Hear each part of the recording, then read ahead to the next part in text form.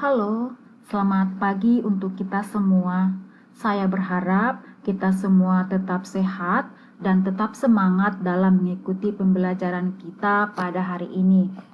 Pada hari ini, pokok pembelajaran kita adalah penghayatan, ungkapan, dan perwujudan iman umat beragama dan kepercayaan.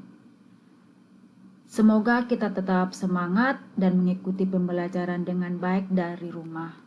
Oke, selamat mengikuti pembelajaran ini. Manusia adalah makhluk tertinggi ciptaan Tuhan yang dikaruniai akal budi, pikiran, dan perasaan, sehingga dapat menjalin relasi dengan sesama dan Tuhan.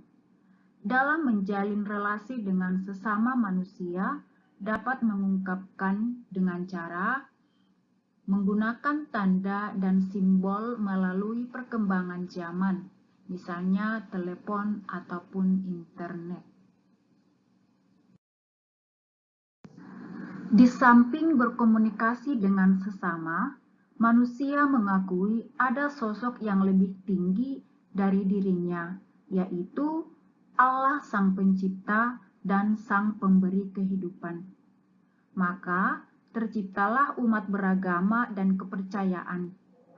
Umat beragama dan kepercayaan adalah satu kelompok yang diharapkan mempunyai relasi pribadi dengan yang ilahi sesuai dengan keyakinan masing-masing.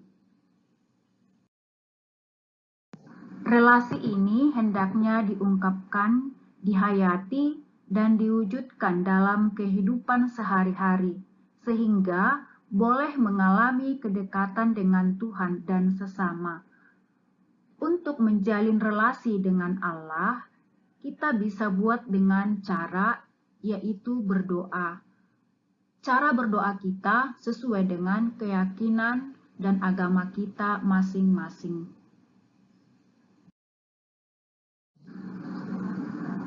Manusia menjalin relasi dengan Allah melalui doa pribadi dan juga doa bersama ataupun ibadat. Ibadat menggambarkan kepercayaan dan pengakuan orang terhadap Tuhan yang diungkapkan melalui sapaan-sapaan kepada Tuhan dalam ibadat dan doa, serta terungkap dalam sikap lahiriah seseorang yang menunjuk pada pikiran, hati, dan perasaan. Inilah yang disebut dengan ungkapan iman. Doa pribadi dan doa bersama bisa kita lakukan melalui ataupun seperti contoh seperti gambar yang ada di bawah ini. Ya, saya ulangi sekali lagi bahwa dalam menjalin relasi manusia dengan Allah itu melakukan satu doa pribadi dan juga ibadat ataupun doa bersama. Dan hal itu bisa kita lihat dalam beberapa gambar yang ada di sini. Penghayatan iman merupakan motivasi, dorongan, landasan dari sikap seseorang untuk melakukan sesuatu dalam relasinya dengan Tuhan. Maka, penghayatan iman ini nampak dalam perbuatan konkret dalam kehidupan sehari-hari yang didasarkan pada sikap yang baik. Perwujudan iman ini nampak dalam sikap seseorang yang sikapnya baik, sopan, sabar, mampu memberi hormat bagi sesama tanpa pandang bulu. Peduli pada sesama yang miskin dan menderita, seperti yang kita lihat pada gambar ini, merupakan perwujudan dari iman seseorang. Kemampuan mengolah pengalaman hidup menjadi doa, baik doa pribadi maupun dalam ibadat jemaat, menjadi inspirasi atau semangat dalam beraktivitas dan mendorong orang semakin tekun menghayati imannya. Perbuatan baik yang dilakukan sebagai perwujudan imannya akan mengembangkan iman dan perbuatan sendiri, sehingga dirasakan sebagai yang sangat bermakna dan mendalam.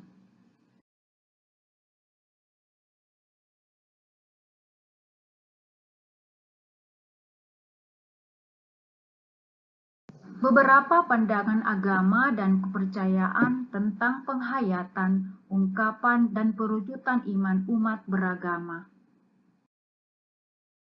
Pertama, agama Islam.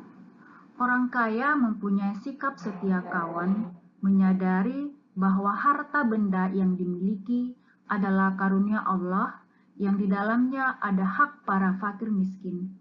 Kesadaran tersebut mendorong golongan kaya mengeluarkan sebagian hartanya untuk membantu para miskin melalui zakat amal, zakat fitrah, infak, ataupun sedekah. Berzakat, berinfak, dan bersedekah merupakan salah satu ciri orang yang mutakin atau orang yang bertakwa. Yang kedua, agama Hindu. Doa adalah elemen penting dari bakti. Maksud tujuan berbakti bukan sebagai petisi akan memperoleh pahala. Tujuan dari berdoa adalah menemukan kebebasan dari duka hati dalam hidup, melepaskan kesombongan, mengendalikan pikiran, menghalangi hawa nafsu, dan mengasihi lebih mendalam kepada sesama di dunia dan menyeberangi lautan penderitaan. Inilah yang menjadi doa bibir setiap orang. Yang ketiga adalah agama Buddha. Dhammasala atau Dharmasala yaitu tempat puja bakti dan pembabaran dharma. Di tempat inilah umat Buddha melakukan puja bakti dan mendengarkan pembabaran dharma yang disampaikan oleh para bikhu, pandita, atau dhammaduta. Dalam Dhammasala ini, umat mengadakan kegiatan sosial keagamaan.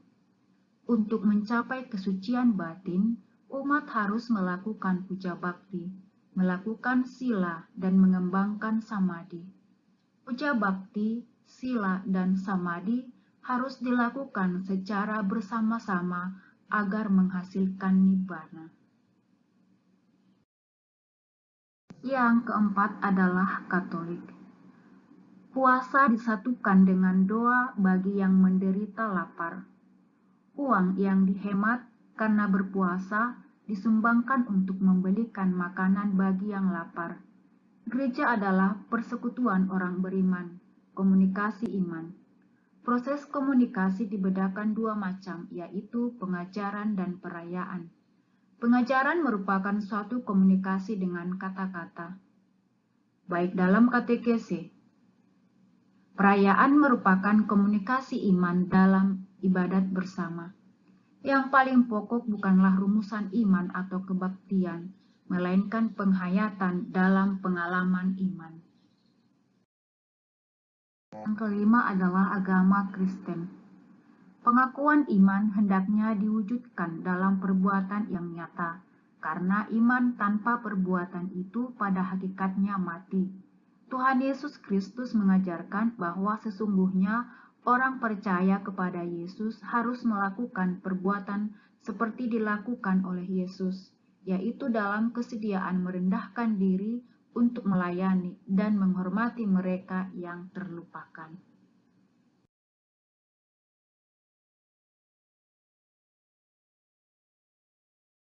Demikianlah pembelajaran kita pada hari ini tentang penghayatan, ungkapan, dan perwujudan iman umat beragama dan kepercayaan. Semoga kita yang beriman mampu menghayati dan mengungkapkan iman kita itu dalam kehidupan kita sehari-hari dalam menciptakan hal-hal yang baik. Sehingga dengan itu kita sebagai orang beriman sungguh-sungguh mampu mewujudkan iman kita. Atas perhatian kita semua, saya mengucapkan terima kasih.